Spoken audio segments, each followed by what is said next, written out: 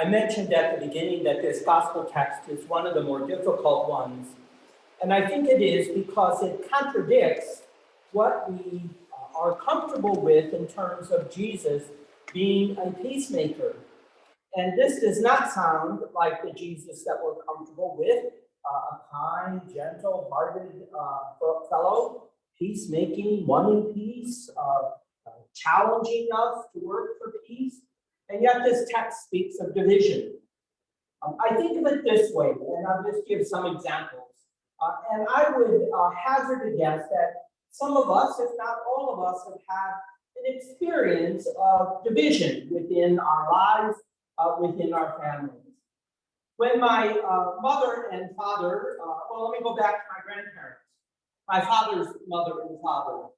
That when my grandfather Meyer wanted to marry my grandmother Fahrenholtz, he found out that because his family, the Meyer family, were Catholic, and my grandmother Fahrenholtz was divorced, that, well, you get the idea if you know the tradition, right?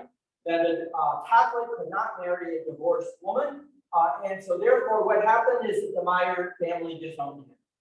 To this day, I have no clue, no contact, no knowledge at all of the Meyer family. Second one was my own parents, that when my father, who was not Catholic, wanted to marry my mother, who was Catholic, come to find out that he had to practically sign his life away to make sure that any children that were born into such a relationship, that only Catholic faith would be shared with the child. Hence, most of my education has actually been all Catholic, surprisingly enough, except a little stint at Princeton Seminary in the Presbyterian tradition, but in any regard. When they wanted to get married, they, one, could not have a Catholic mass and had to get married outside the communion rail as another sign of the division between religions, if you will. Moving a little bit faster, I remember that the first year, and for the life of me, I don't remember exactly the date, probably 1972, whenever the election was, 73. Well, let's put it this way. You know right away, probably the first year that Richard Nixon ran for president. Needless to say, in my household, I was the one who had instigated or was a part of instigating the day of moratorium during the height of the Vietnam War, when we would wear black armbands as a silent protest against Vietnam. I was the only one in my household who was definitely not going to vote for Richard Nixon, and all the others were, not that they were staunch, outspoken Nixon supporters, but it was obvious they were going to. Well, again, a long story short, several years later, I could turn around and say, I told you so. But they weren't going to listen to that at the beginning. So there was I wouldn't say a huge division in our family over that, but obviously politics can bring division into our families.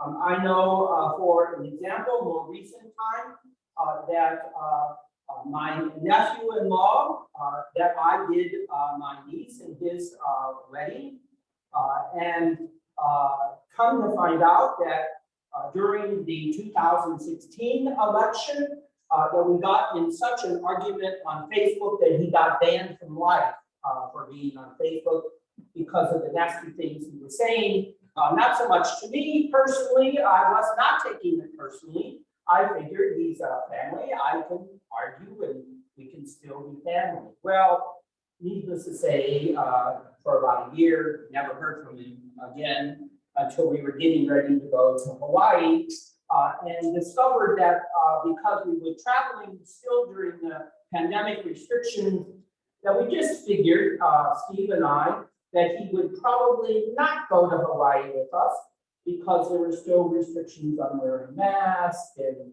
COVID vaccinations, and well, you get the idea if you have any family members who have been in that camp, in that school, over the past 2 years.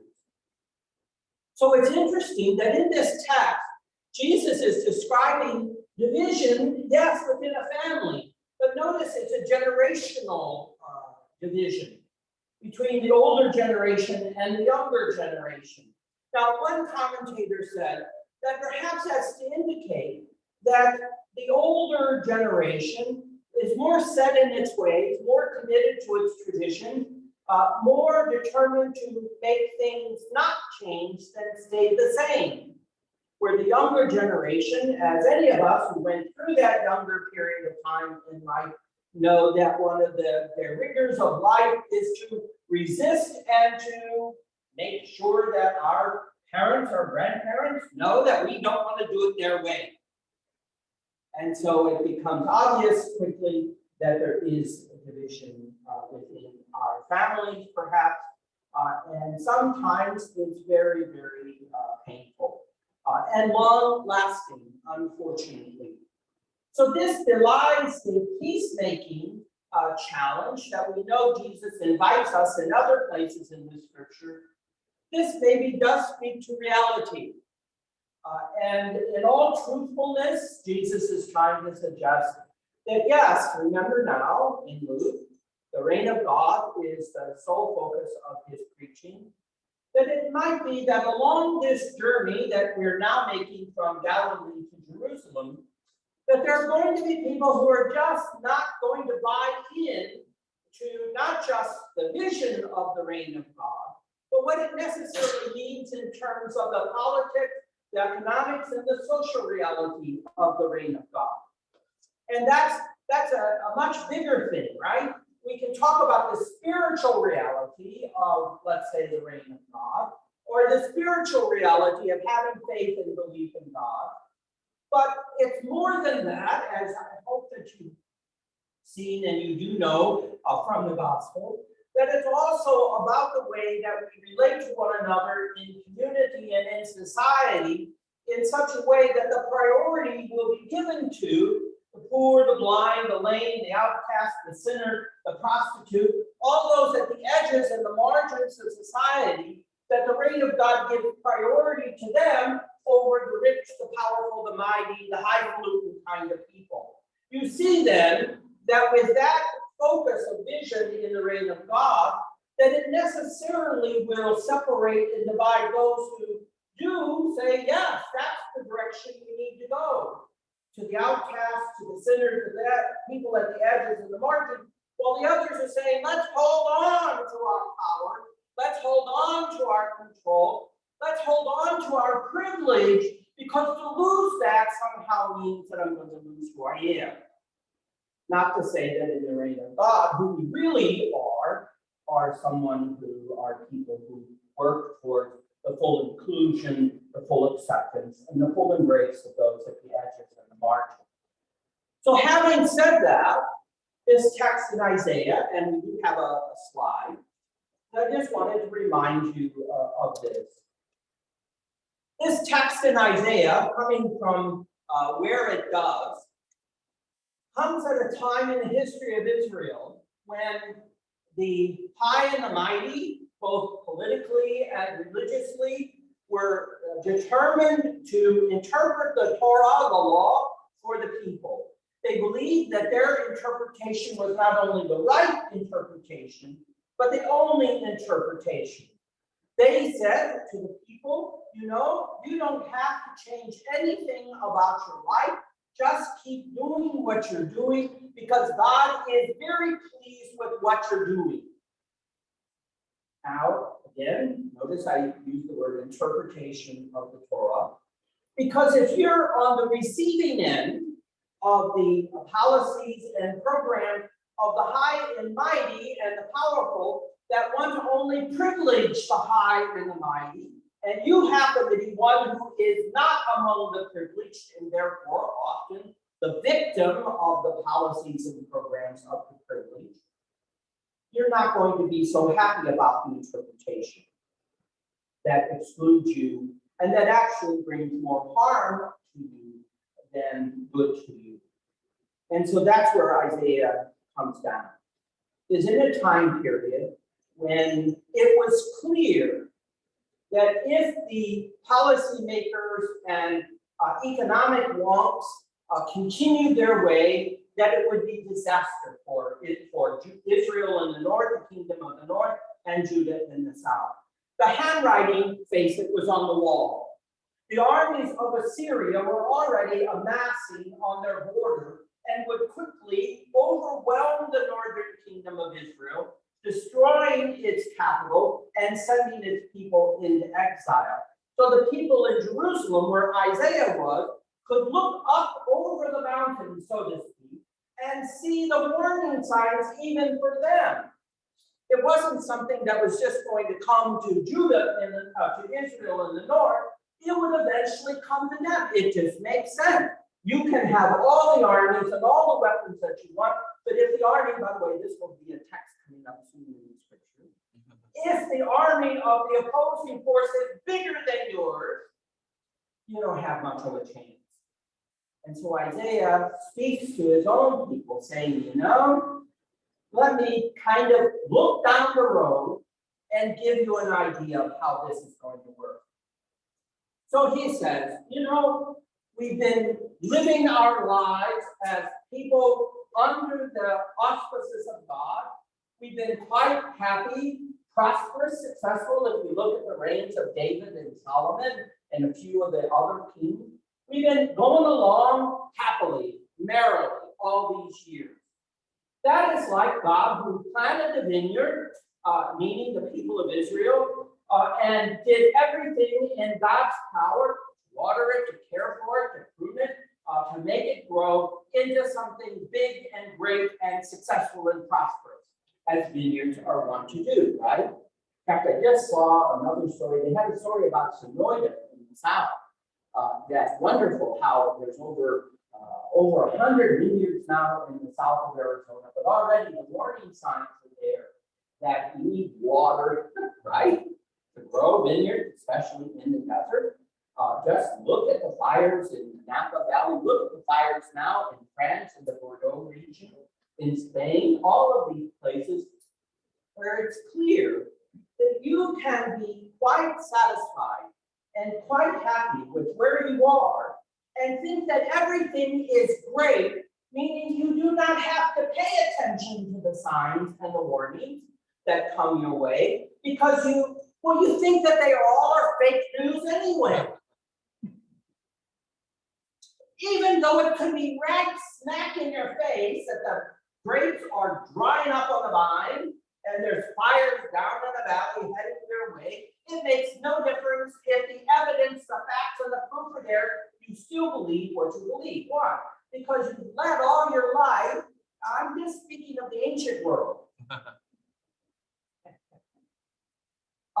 That you believed all your life that the people at the top, the king in Jerusalem or the king in Samaria, and the chief priests in the temple in Jerusalem, that they are God-ordained leaders, and they must always, therefore, speak the truth to you.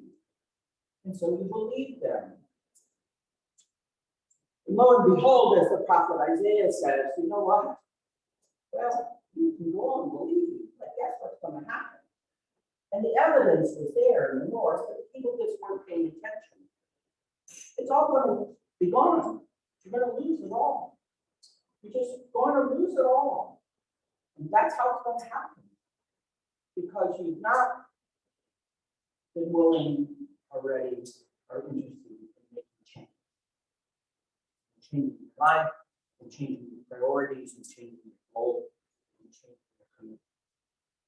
So I want to show you this because this is such a powerful text. I had to put the Hebrew in, and I didn't spell it out in Hebrew. I had to put the Hebrew in because you notice in English how the words come out different, right? God expected mishpat, justice, but saw mishpat, bloodshed. God expected righteousness, tzedakah, but heard zakah. Now, in English, they're very significant different words, aren't they? From justice and bloodshed to righteousness and to an outcry. But you see, to the ear, listening to this proclaimed in Hebrew, that if you're not following the text, it sounds like the same word. Mishpat, mishpat. Would you know the difference? Tzedakah, zakah. You don't really know the difference. And that's the problem. The problem is that the line between justice and bloodshed can be very thin. The line between righteousness and the crowd can be very thin. Meaning, I can believe with my heart, I can believe that I'm standing on the Torah, on the law, and I can believe that what I'm doing is right and just, when in fact it's terribly destructive and very harmful. I can believe that my actions, my motivations, and the outcome is just and righteous, without seeing the harm that it brings and the destruction that it can cause. So this is the first time I tried this copying notes and putting them in my phone, so this is a real treat for me, some growth on my technological ability. So I had to look this up. And the reason is because we use the word justice a lot, right? We see people immediately when there's a terrible event that happens, the media is sticking microphones right in to the face of people, and they say, "We demand justice." And here on the other side, protesters marching around, "We demand justice." So I had to look up the word justice in the dictionary. Now, I really knew what it was, but I just wanted so that you didn't think that I was just giving my opinion or voicing this off the top of my head. So in the Oxford English Dictionary, authority for 200 years says this: justice is the maintenance of what is just or right by the exercise of authority or power, assignment of deserved reward or punishment. Now, I suspect that that's the kind of justice most of us would desire, or familiar with, or we participate in some way or another. But here's the difference. I want to talk about biblical justice, because it's different. And biblical justice is this. Biblical justice refers to the word justice to mean to make right. Be careful. Justice is first and foremost a relational term.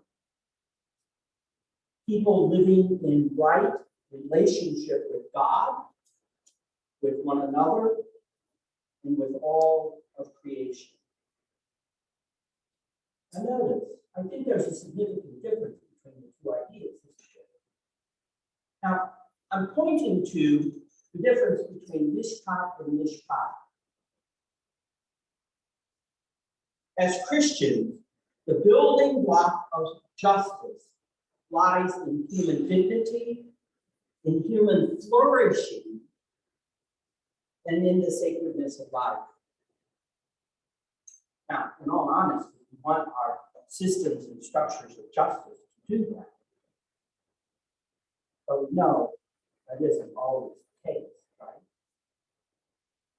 Biblical justice involves making individuals, communities, and the cosmos, listen, whole, by upholding both goodness and impartiality.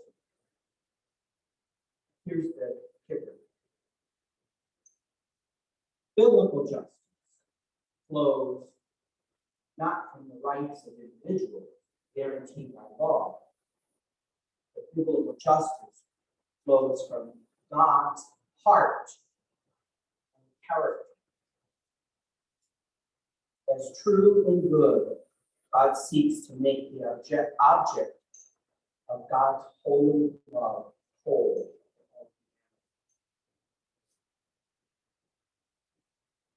I tell you that because in the fine line between these two opposing words,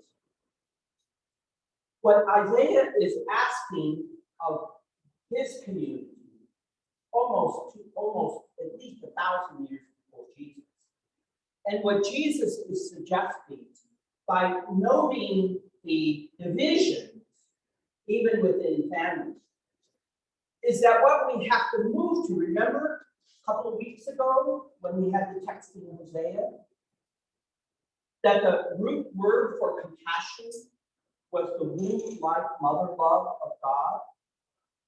Even as Pat was sharing about Thich Nhat Hanh, that in Buddhism, compassion stands in contradiction to often suffering. And suffering in Buddhism is the choice that we make to live in opposition to our true self. That when we choose power and control and domination, and we attempt to assert our rights to do these things, then we suffer, because they stand in contradiction to the true self inside, which is compassion, which is love, which is a sense of detachment from those things that we remain attached to that ultimately brings us suffering. And so when we detach from them, then we can begin not only for ourselves to experience compassion, but we can practice compassion. So the goal is to do the justice and the righteousness, but to realize that in the choices and decisions and programs and policies and commitments that we make as a world, as a society, as a local community, as individuals, wherever we are at in this panoply of people or levels of involvement, that it's easy to think that we're doing righteous and justice, when we're actually harming people.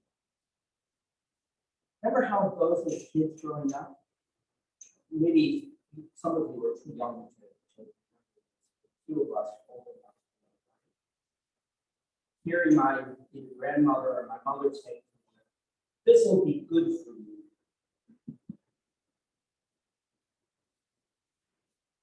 Yeah, this will be good for you. It tastes like crap and it hurts like hell. And you're telling me it's good for me? Okay, think back again. How often are we told that something will be good for us and that it won't hurt? So buy into it. And it may turn out well for you. Or, we have to question it. We have to wonder about it. And we have to apply some critical thinking to it. Because maybe sometimes what our leaders tell us, whether they are political, economic, or religious leaders, or the social innovators and the social influencers on social media, what they tell us, maybe it's not so good. It has terrible, harmful, long-lasting effects. So, the guiding principle of the reign of God is that, first of all, remember, God is slow to anger, rich in mercy, abounding in kindness, steadfast in love. If that's what the character of God is, then that's what the character of our justice has to be. In other words, it cannot be seeking retribution. It has to seek restoration.